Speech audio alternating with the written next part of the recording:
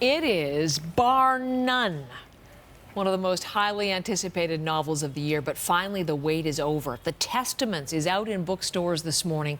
Margaret Atwood's sequel to The Handmaid's Tale. I'm a little bit frightened because she just seems to have such a far sight of what's going on in the world. It kind of reminds me of when I was a kid and Harry Potter was coming out. My daughter introduced me to The Handmaid's Tale some years ago when she was studying it, and it's a book that we both really love. It's my girlfriend's birthday present, and she is the biggest Margaret Atwood fan I've ever met. 34 years in the making. That helps explain the costumes, the lineups in London, to get first copies released at midnight local time, and to hear Margaret Atwood herself read several passages from the sequel to that crowd assembled. The dark story that became the award-winning television series, and she wasn't going to write a sequel, but partly because of the success of that television adaptation, and then the reality of the Trump administration. The Testaments arrives today. Cameron McIntosh is in London.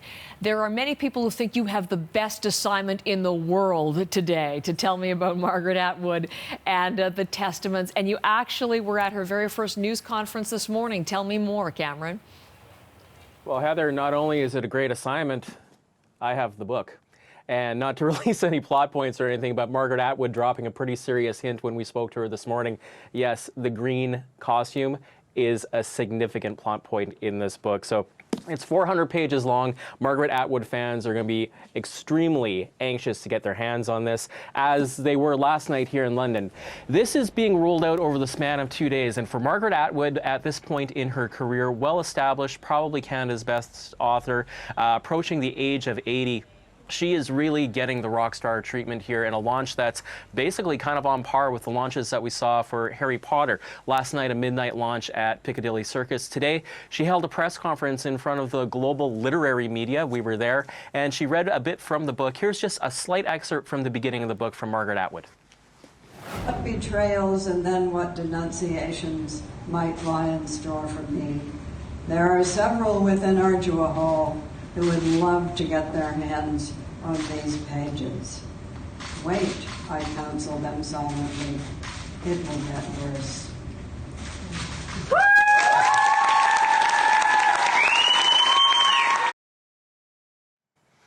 Now, that was the applause from literary media inside the inside the press conference, so you can get a sense of how anticipated this book is and just what people are hoping to see in it. As you mentioned, The Handmaid's Tale. The Handmaid's Tale actually has for a book that's 35 years old, a real significance now in the Trump era, the Brexit era. A lot of people, the political turbulence that we're feeling right now is really resonating through that story and, of course, through the TV series. A lot of people looking to see if that's going to resonate in this book. That's why there's so much hype behind this. As for the popularity and the push this is getting, even Margaret Atwood seems a little surprised by it. Here's what she had to say this morning. Well, London loves a happening. And it is quite amazing how people will like turn out in the middle of the night. You know, turn out in the middle of the night to see the big pile of books revealed, like Aunt Lydia's statue. So it was lots of fun. I think people had a pretty grand time. Margaret Atwood herself talking about the devotion in her legion of fans. Quick anecdote, Cameron. I was talking to a huge Atwood fan yesterday, awaiting her copy today, and she said if I send an email to her today, I should prepare to get an out-of-office reply because she will be diving into the novel and she will not be disturbed. So much interest in this coming out, as we've said, 34 years later. Did she say any more about why she's chosen to write this now? Well, we asked her about it, and it's really quite interesting. And the original concept for the original book came from the early 80s when she was living in West Berlin.